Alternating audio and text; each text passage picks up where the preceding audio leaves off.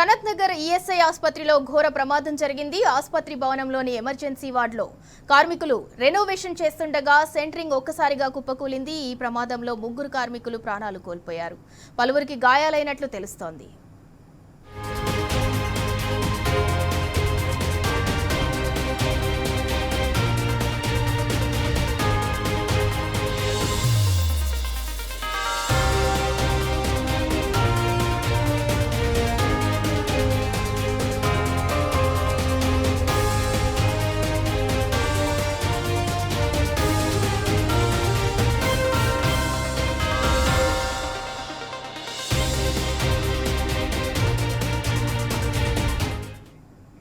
Sanath Nagar ESI ఆసుపత్రిలో ఘోర ప్రమాదం జరిగింది. ఇదే అంశానికి సంబంధించి మరింత సమాచారం మా ప్రతినిధి రంజిత్ అందిస్తారు. రంజిత్, సనత్ నగర్ ఈఎస్ఐ ఆసుపత్రిలో రెనోవేషన్ చేస్తుండగా ఒక్కసారిగా సెంటరింగ్ అయితే కూలిపోయింది. శిథిలాల కింద చిక్కుకొని 3 అయితే మృతి చెందినట్లు తెలుస్తోంది. దానికి సంబంధించి పూర్తి డీటెయిల్స్ ఏంటి?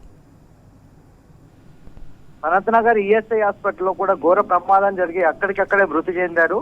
హాస్పిటల్కు సంబంధించిన బిల్డింగ్ పనులు చేస్తుండగా పైన ఉన్నటువంటి పెచ్చులు కూలి దాంతో పాటుగా సెంట్రింగ్ కూలడంతో ఆ సెంట్రింగ్ మొత్తం ఒకేసారి కూలడంతో కింద ఉన్నటువంటి వ్యక్తులు పనిచేస్తున్న వాళ్ళు 3 ఆ శిథిలాల కింద కూడా మరణించినట్లుగా కూడా ప్రస్తుతానికి ప్రాథమికంగా తెలుస్తుంది. దాంట్లో ముగ్గురు చనిపోగా దాంతో పాటుగా ఏదైతే గత కొంతకాలంగా దానికి సంబంధించిన పెచ్చులు ఊడటము, దాంతో పాటుగా దానికి సంబంధించిన క్రాకులు పడడంతో స్థానికంగా ఉన్నటువంటి రోగులు కావచ్చు, దాంతో పాటుగా వైద్యాధికారులు కూడా పలుమార్లు సంబంధించిన అధికారులకు వచ్చేసి ఫిర్యాదు చేయగా దాన్ని రెనోవేషన్ చేయడానికి కూడా మరమ్మతు పనులు చేస్తున్నారు.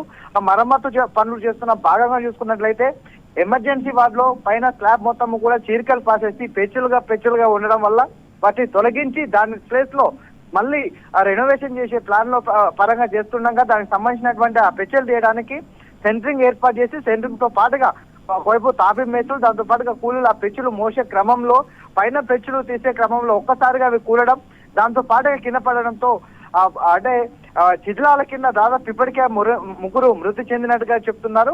దానికి సంబంధించినటువంటి ఖచ్చితంగా అంటే దానికి ప్రాథమికమైన ఏదైతే ఏర్పాట్లు ఉన్నాయో ఆ ఏర్పాట్లు చేయకపోవడము, దాంతో పాటుగా ఆ సెంట్రింగ్ అనేది కూడా కరెక్ట్ గా చేయకపోవడం వల్లనే అది ఒక్కసారిగా సెంట్రింగ్ తో పాటుగా అవి 2 కూలడము, ఐరన్ కు సంబంధించిన సెంట్రింగ్ ఆ పెచ్చులు కూలడం వల్లనే ప్రమాదం జరిగిందని కూడా స్థానికులు చెప్తున్నారు.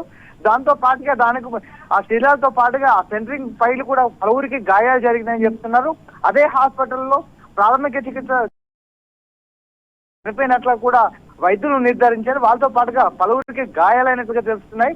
దీనికి సంబంధించిన వివరాలు కావచ్చు, దాంతో పాటుగా చనిపోయిన మృతులు ఎక్కడి నుంచి వచ్చారు, వాళ్ళ సొంత గ్రామం ఏది అనే విషయాలు కూడా తెలుసుకునే పనిలో కూడా వైద్యాధికారులు ఉన్నారు. ఘటనా స్థలానికి ఇప్పటికే పోలీసులు చేరుకొని దాని యొక్క వివరాలు తెలుసుకునే పరిస్థితులు కనబడుతున్నాయి. సింధూర, రంజిత్, ఆ శిథిలాల కింద ఇంకా ఎవరైనా ఉన్నారా? అయితే 3 చనిపోయినట్లుగా నిర్ధారిస్తున్నారు.